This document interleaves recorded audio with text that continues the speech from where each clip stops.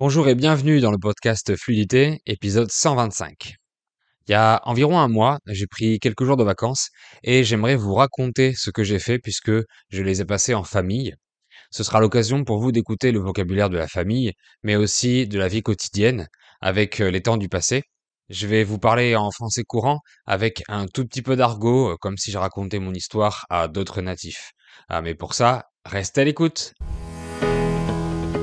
Tu apprends le français? Fabien te propose des contenus en français courant qui parlent de culture, d'histoire, de géographie française, mais aussi des biographies, des dialogues ou des astuces d'apprentissage. Bienvenue dans le podcast Fluidité. Avant de commencer, je vous invite à rejoindre notre club VIP. C'est ma page Patreon où vous avez du matériel pour approfondir mes contenus et devenir meilleur en français. Par exemple, pour chaque contenu que je fais, vous avez des bonus comme la liste du vocabulaire, les transcriptions bilingues, la version audio et un cours de groupe privé où j'explique la grammaire des contenus. Le club VIP, c'est aussi une grande communauté avec plus de 300 membres, 300 apprenants, et on discute ensemble tous les jours sur le groupe Telegram et sur le serveur Discord. On fait différentes activités de pratique de français, donc vous pourrez vous aussi pratiquer votre français, trouver ou partager des ressources avec d'autres étudiants, d'autres apprenants, et c'est très important pour vous, pour pas vous sentir seul dans votre apprentissage et pour toujours être motivé. Donc vous avez le lien sur les plateformes de podcast et sur YouTube pour vous inscrire au club VIP et vous pouvez rester autant de temps que vous voulez. Venez avec plaisir. Dans la description de l'épisode aussi, vous avez la version vidéo YouTube si vous m'écoutez en audio, avec les sous-titres en français ou dans d'autres langues pour améliorer votre compréhension orale. Et vous avez également la transcription gratuite en français dans la description. Tous les ans en avril, il y a des vacances scolaires, 2 semaines pour être précis, donc certaines familles en profitent pour partir en vacances quelque part. C'est ce qu'on a fait avec la mienne, avec ma famille, puisqu'on a passé quelques jours ensemble. C'était un séjour assez court, du lundi 10 au jeudi 13 avril, donc 4 jours et 3 nuits.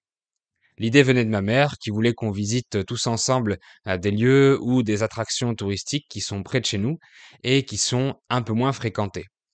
Et elle voulait aussi passer son anniversaire avec ses enfants et ses petits-enfants. Donc pour tout expliquer, j'ai une seule sœur et j'ai pas de frère, donc mes parents ont 2 enfants. Ma sœur a 2 enfants qui sont 2 filles. J'ai pas encore d'enfants, donc mes parents ont 2 enfants et 2 petits-enfants. Du coup, l'idée était de se retrouver tous les 7 dans une maison dans le Lot. On fait une parenthèse de géographie. Ma famille et nous, on habite en Aquitaine et la région d'à côté s'appelle l'Occitanie et elle est composée de plusieurs départements. Elle est divisée de cette façon. L'un de ces départements s'appelle le Lot. Ça s'écrit L-O-T et dans ce cas, le T final se prononce. Alors qu'avec le nom commun le Lot, L-O-T, qui veut dire un ensemble de choses, le T final ne se prononce pas. Donc en français, on ne sait jamais comment prononcer un nom propre qu'on voit pour la première fois, le nom d'une ville, le nom d'une région, etc. Et même les natifs peuvent se tromper. En tout cas, le Lot, c'est un petit département qui est dans les terres, ça veut dire qu'il n'est pas sur la côte, et en plus, il n'y a pas de grande ville dans ce département, donc c'est la campagne en quelque sorte. Ce qui est super pour se reposer, même s'il y a quand même des choses à voir ou à visiter, des attractions touristiques que je vais vous détailler juste après. Mes parents, ma sœur et mes nièces sont tous partis dans la même voiture, vu qu'ils habitent dans la même ville.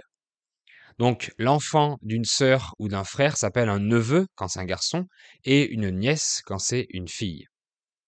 Mais Glenn et moi, mon épouse et moi, on habite ailleurs, donc on a pris notre propre voiture pour y aller. Mes parents avaient 3 heures et demie de trajet et on en avait 2 et demie. Donc après nos trajets respectifs en voiture, on s'est retrouvés dans le village où on allait loger. Il s'appelle Gramat, ça s'écrit G-R-A-M-A-T, mais cette fois le T final est muet.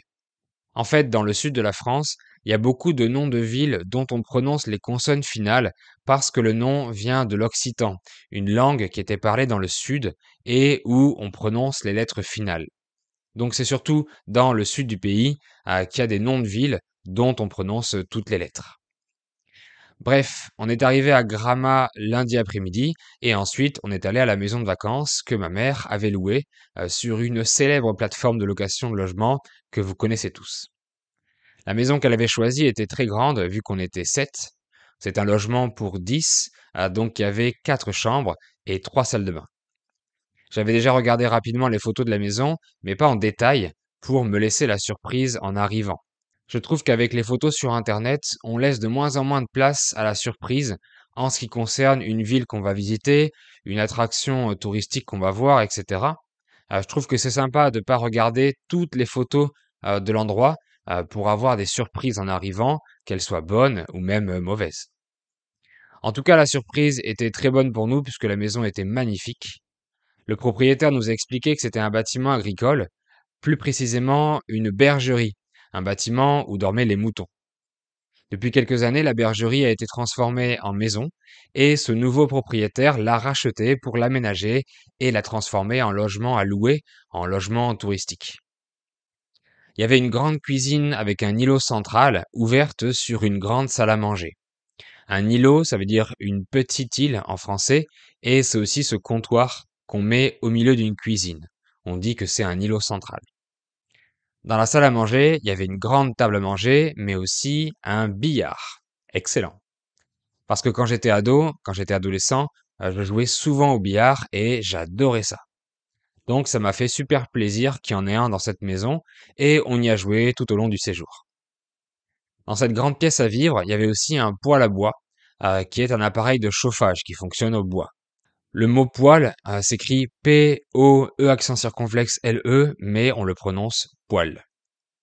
En avril, c'est le début du printemps, du coup c'est difficile de savoir quel temps il va faire. Il peut y avoir du soleil ou il peut encore faire froid la nuit, surtout à la campagne. On avait bien regardé les prévisions météorologiques qu'on appelle la météo et il disait qu'il allait pleuvoir pendant tout le mercredi, mais pas les autres jours. Donc on a visité la forêt des singes mardi où il pleuvait pas. Alors c'est pas un zoo vu que les singes sont pas en captivité, mais ils sont à l'air libre. Cette espèce de singe vit parfaitement sous notre climat et c'est une espèce qui était menacée par l'homme. Donc ils ont créé cette forêt il y a 50 ans pour sauvegarder ces animaux, pour préserver cette espèce. Il y a des singes partout et quand le personnel les nourrit devant le public, ils expliquent tout ce qu'il faut savoir à leur sujet, ce qu'il faut pas faire avec eux, etc. Donc c'était vraiment super intéressant. Mardi après-midi, on a visité Rocamadour. C'est un petit village creusé dans une falaise et c'est l'une des plus célèbres cités médiévales françaises. C'est un lieu très très touristique, très connu des Français, mais aussi des touristes étrangers. On y trouve différents sites historiques comme une basilique, un sanctuaire, une vierge sacrée, etc. C'est un village tout en hauteur, donc il faut une certaine condition physique pour monter tout en haut, même s'il y a un ascenseur si besoin. Il y a aussi plein de commerces comme des petites boutiques avec des produits locaux, des crêperies, des snacks, beaucoup de restaurants, des hôtels, mais aussi un petit train qui vous fait faire le tour du village et encore d'autres services touristiques. Quand on y est allé, il y avait un peu de monde, mais pas énormément, contrairement à la haute saison en juillet ou en août par exemple. Il y a beaucoup de villages touristiques en France où la saison commence vers avril, parce qu'il y a moins de touristes en hiver, vu que c'est moins agréable de faire des visites quand il fait très froid et mauvais temps. Donc hors saison comme en hiver, il y a moins de monde, par contre, beaucoup de commerces sont fermés.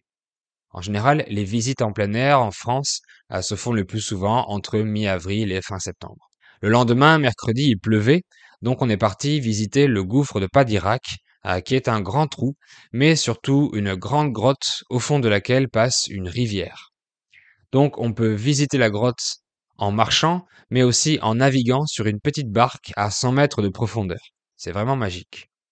Mes parents n'y étaient pas retournés depuis une trentaine d'années. Ils y sont allés quand j'étais tout petit, donc je m'en souviens plus évidemment.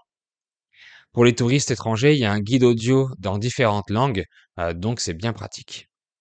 On y a passé toute l'après-midi et comme ça, on a évité la pluie vu qu'on était sous terre.